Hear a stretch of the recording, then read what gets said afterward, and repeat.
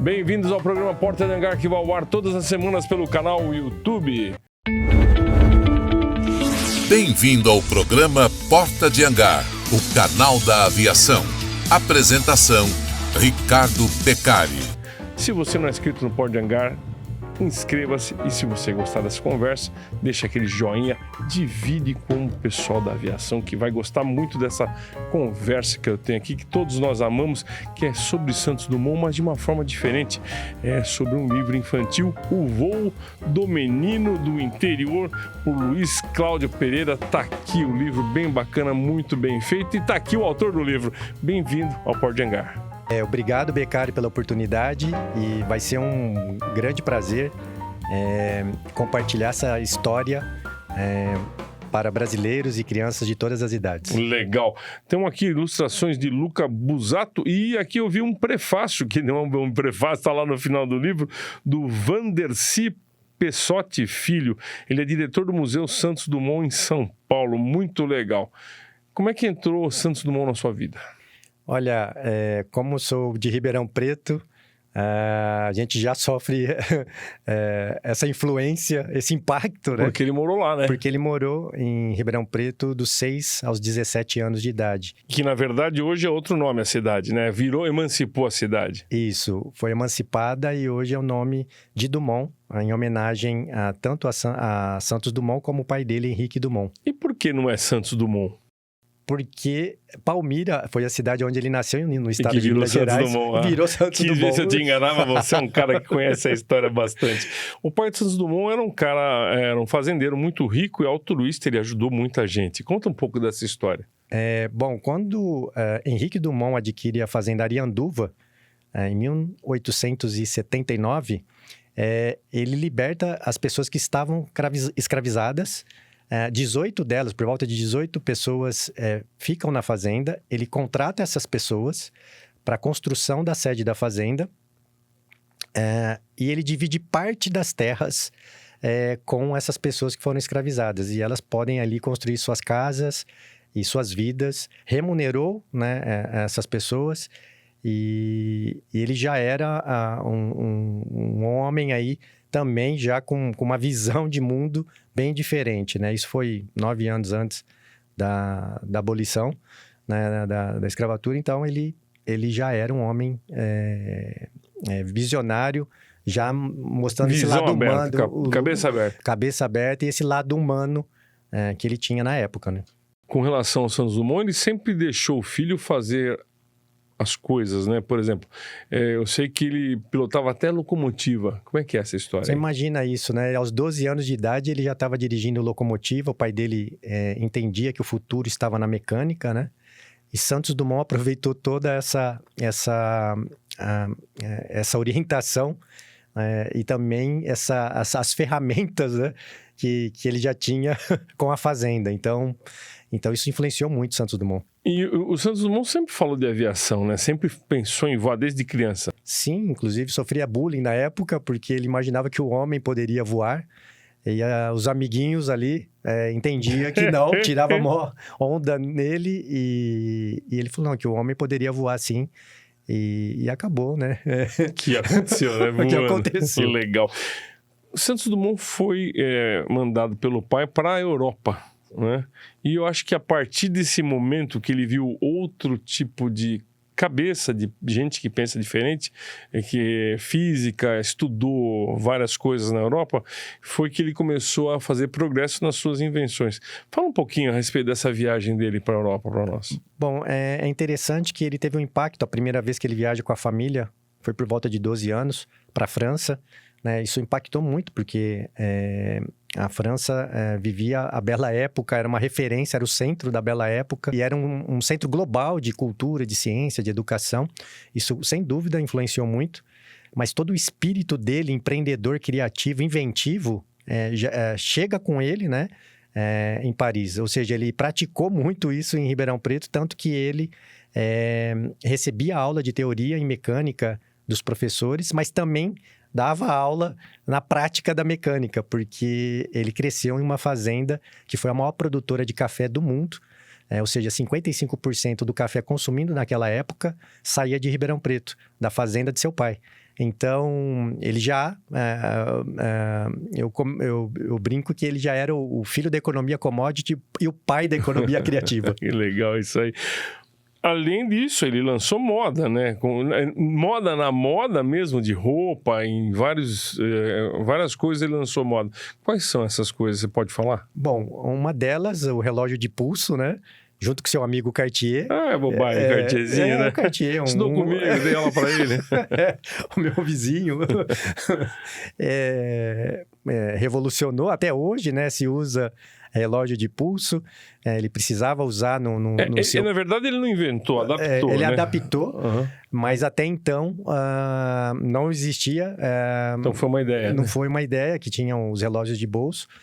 E ele precisava... conduzir, né, dirigir seus inventos, e aí precisava desse relógio de pulso. Outra delas foi chuveiro de água quente. Também na moda, né, voltando para a moda, ele era uma pessoa baixa, tinha 1,55 m, né?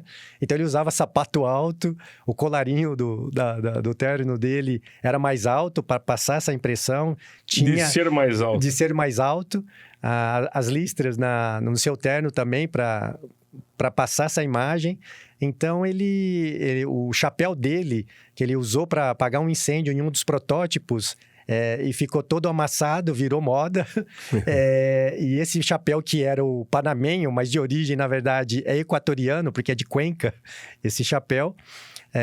Então, ele até no momento de improviso, ele inventava. Então, era uma pessoa... Que legal, né? Era uma pessoa muito... não sei se era um dom ou o que era. Ele era fora da curva, essa que é a verdade. Ele era fora da curva. Isso que é a grande verdade. Ele também deixou uma mulher, uma cubana, você deve saber melhor que eu, a fazer o voo no dirigível dele. Eu acho que foi a primeira mulher do mundo a pilotar um dirigível. Foi. E isso prova que Santos Dumont... tem uma prova muito interessante, que inclusive eu cito no livro, que ele assina Santos igual a Dumont. Na grafia em francesa, o igual foi substituído pelo hífen, porque são sobrenomes.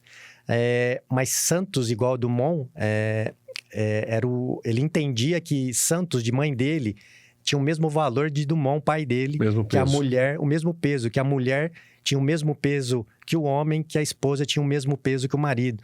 Então, tudo isso mostra que ele era uma pessoa totalmente iluminada. Que legal. Por uma história magnífica, maravilhosa.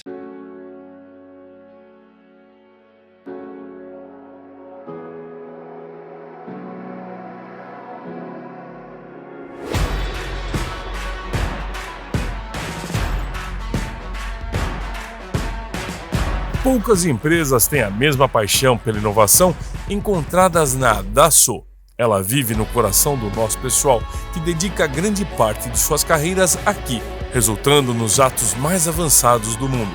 A paixão também prospera nos clientes da Dassault, cuja busca incansável pela excelência os torna imparáveis. Dassault Falcon, projetado com paixão. AeroStoreAviation.com, soluções em aviação. A Black Hawk Aerospace é uma empresa especialista na melhoria do desempenho de aeronaves, aumentando as capacidades de voo para níveis incomparáveis, com valores competitivos se comparado à compra de um novo. Melhoramos o desempenho de aviões como King Air, Pilatus e Caravan. Saiba mais em blackhawk.aero.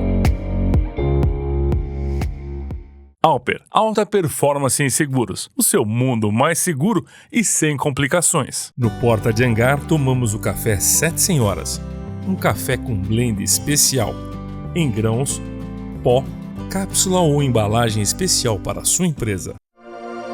Bem-vindo ao Condomínio Aeronáutico Santos Dumont. Entrada asfaltada, portaria 24 horas. Diversos tamanhos de terrenos.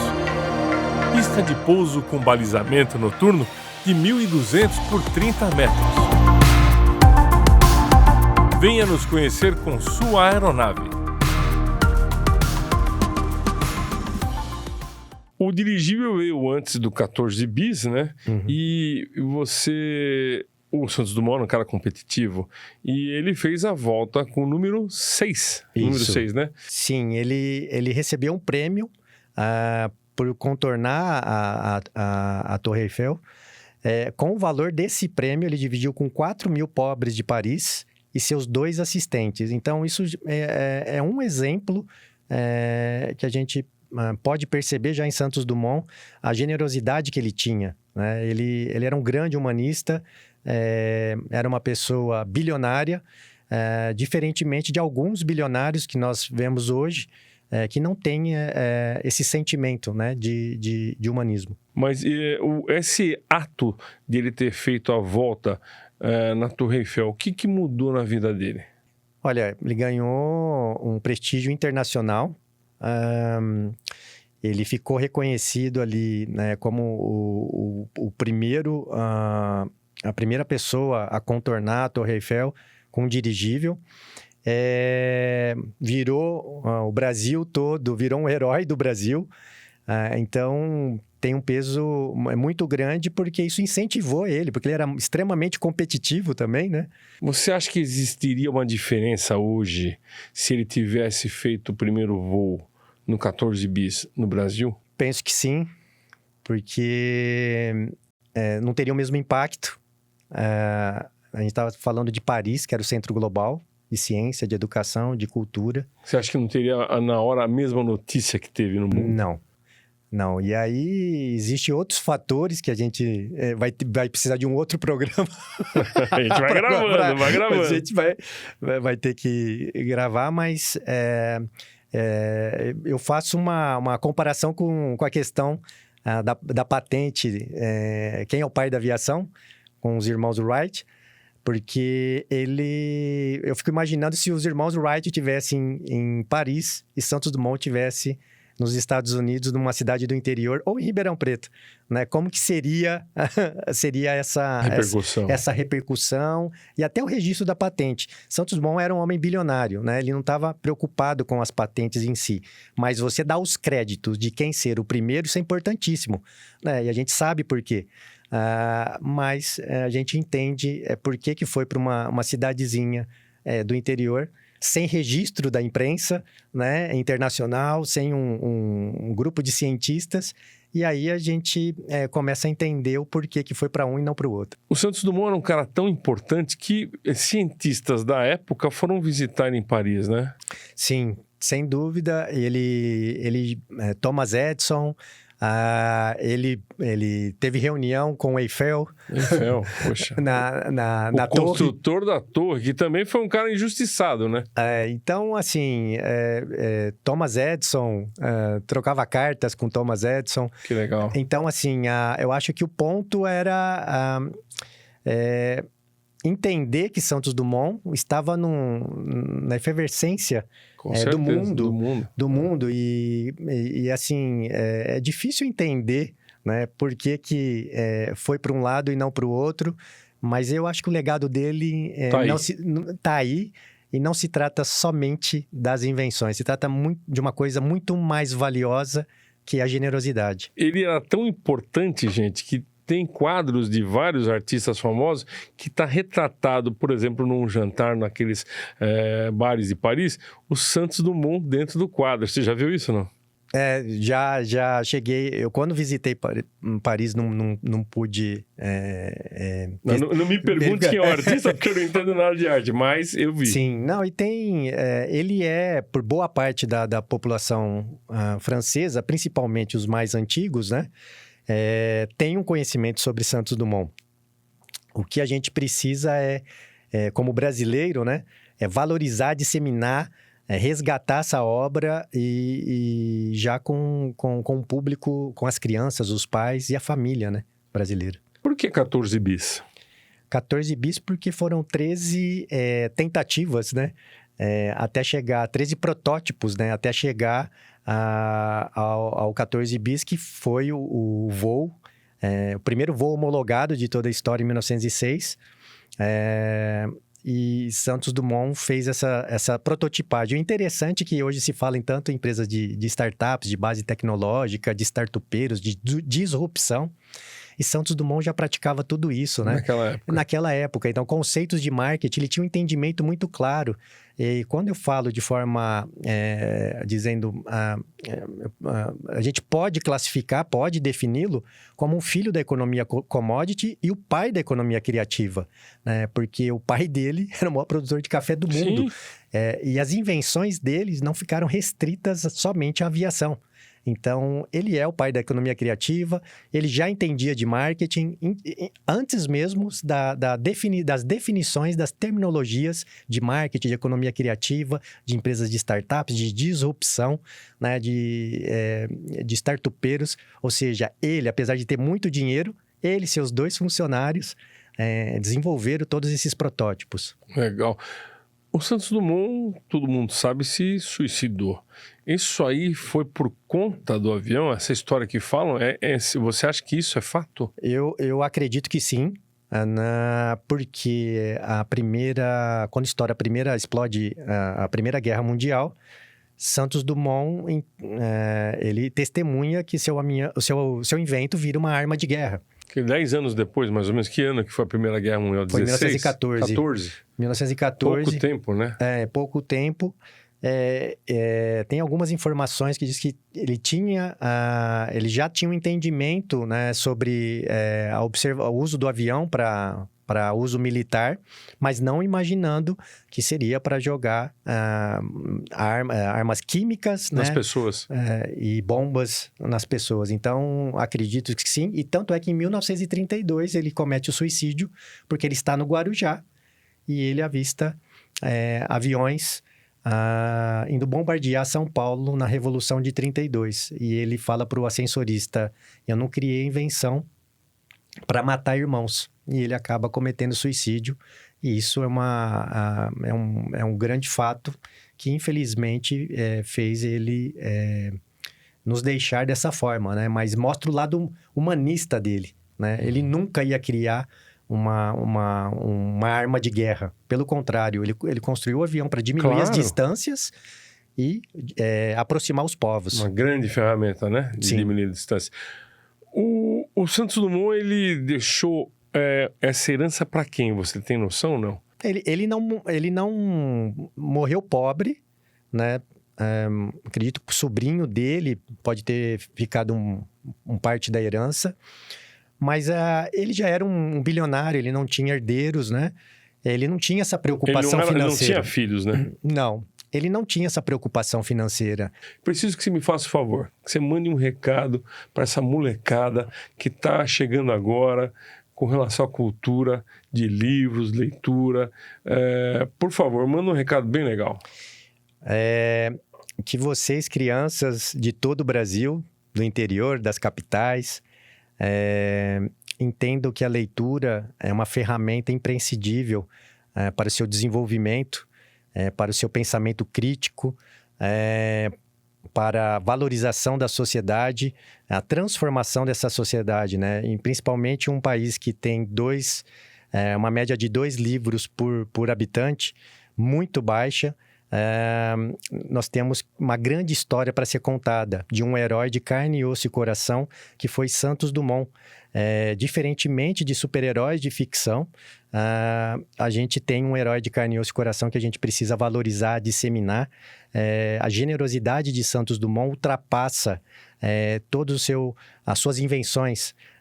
Esse eu acho que é a mensagem que a gente passa no mundo extremamente competitivo, polarizado. A gente precisa de generosidade, porque sem generosidade o mundo, né, tá fadado a ruir, né? Quem quiser comprar o livro, O Voo do Menino do Interior, como é que faz? Tem 3 opções. Pelo site www.luisclaudiospereira.com.br,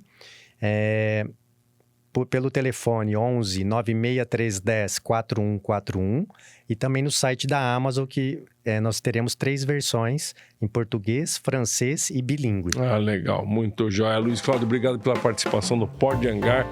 Eu espero que você volte mais vezes, tá bom? Muito obrigado pela oportunidade, Beccari, e estamos aí à disposição. Legal. Eu quero Eu agradecer ao meu amigo comandante Henrique e ao meu amigo comandante Celso pela ajuda, por estar junto com a gente aqui nesse programa. Valeu! Se você gostou da conversa, dá like e divide com seus amigos. Um abraço, até o próximo programa. Valeu!